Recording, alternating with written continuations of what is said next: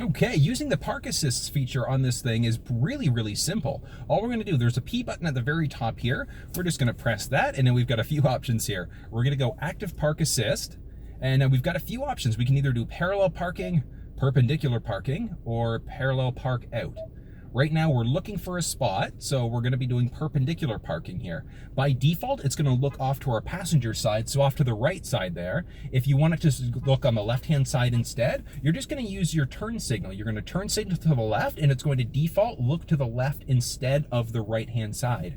In order to use the park assist, all we're going to do is literally that. So we're just going to drive forward, and we're going to follow the instructions on the screen. So let's start driving forward here. Make sure that you're in drive. So we're going to drive forward here.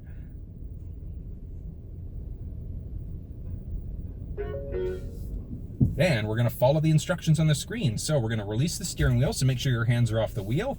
You're going to move into neutral.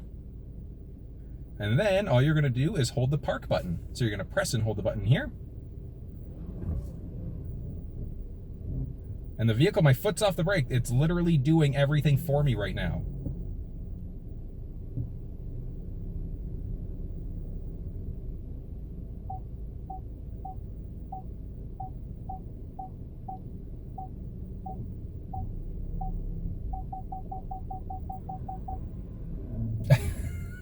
I'm not gonna lie, my foot's riding the brake a little bit right now, and it probably will for you the first few times that you do it.